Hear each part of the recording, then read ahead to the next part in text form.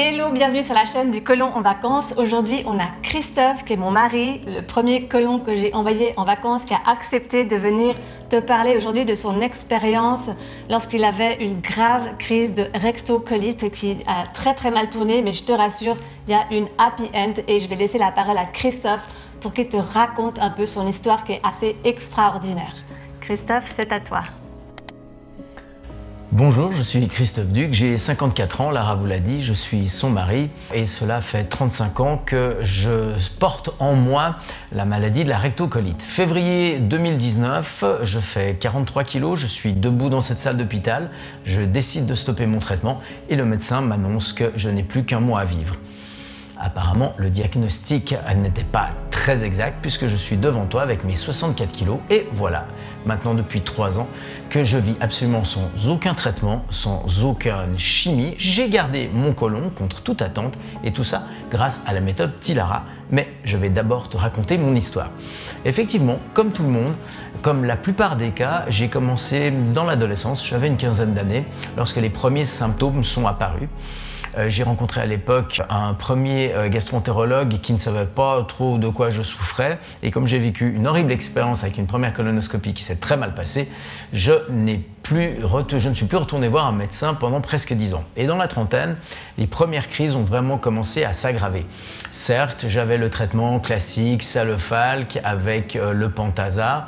J'ai dû m'enfiler pendant en tout cas une bonne quinzaine, voire une bonne vingtaine d'années des suppositoires tous les soirs. J'ai pris méticuleusement mon Salofalk et puis, les années avançant, ma situation a dégénéré pour arriver à cette dernière crise qui a commencé en août 2018 où j'ai perdu carrément plus de 22 kilos en 2 mois, ce qui m'a valu une hospitalisation d'abord de 4 mois en hôpital, puis de 10 mois à domicile avec des infirmières 2 fois par jour. Décembre, je suis dans un centre de soins palliatifs. Il faut reconnaître que les médecins ne savent plus quoi faire de moi. J'ai pris de la cortisone à outrance, ça ne faisait rien.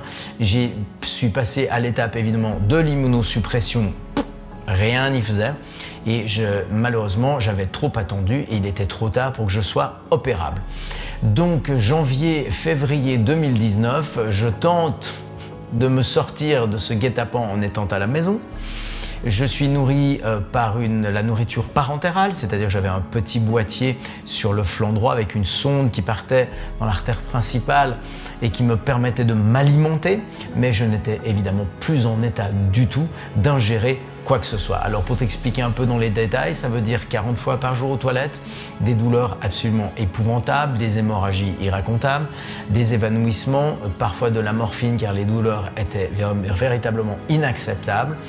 Et puis le déclic, au milieu du mois de février, nous décidons avec Lara que je stoppe totalement les traitements parce que dans ma tête, fichu pour fichu, je m'étais dit qu'il valait mieux que je trouve le moyen par moi-même. Et c'est là qu'est intervenue Lara avec son expertise d'anthropologue, ethnologie, qui a fait évidemment du terrain, qui avait été formé par le terrain, qui a absolument tout mis en œuvre pour m'en sortir. Mais finalement, elle y est arrivée parce qu'elle est pugnace. Et c'est pour ça qu'aujourd'hui, tu te trouves sur sa chaîne P'tit-Lara, car elle a réussi à véritablement innover, à créer une méthode P'tit-Lara, une méthode totalement naturelle qui va te permettre à toi aussi, et c'est pour ça que c'est une bonne nouvelle, va te permettre à toi aussi, comme à moi, de pouvoir un jour remanger normalement, de pouvoir manger ce que tu veux en ayant simplement la conscience des choses que tu dois faire et que tu ne dois pas faire, des associations, bref, tout ça, P'tit-Lara va te l'expliquer en détail.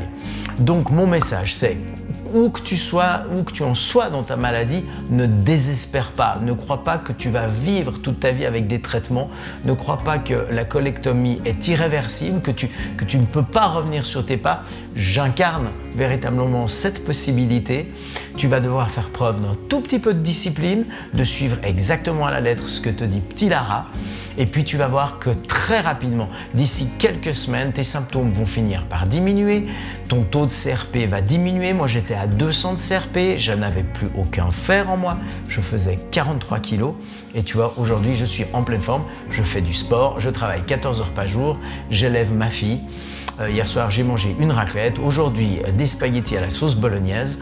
Eh bien, pour autant, je vais très bien. Alors, tu t'accroches, tu ne désespères pas, au contraire, Tu gardes espoir, je suis là pour te le prouver et surtout, petit Lara est là pour t'épauler dans ton quotidien. Tu as fait le bon choix, alors je te dis bravo et donne-moi de tes nouvelles, ça me fera plaisir. Merci beaucoup Christophe pour ce témoignage. Effectivement, si tu as encore des doutes aujourd'hui, eh bien, j'espère que maintenant, grâce à ce beau partage, tu n'en as plus. Et je voulais juste ajouter que cette histoire de stopper les médicaments, c'est notre histoire. En aucun cas, on te le recommande, c'est juste un partage. Et si tu souhaites continuer à te soigner d'une autre manière tout en ayant la méthode Petit Lara, eh bien sache que je suis là pour t'accompagner. Tu peux me trouver sur mon site internet petitlara.com ou bien sur Instagram petitlara-nutrition. Allez, je te dis, prends bien soin de toi. Et si tu veux commenter, eh bien n'hésite pas, on te répondra, et même Christophe, avec grand plaisir. Bye bye. Ciao. Mais pourquoi tu l'embrasses?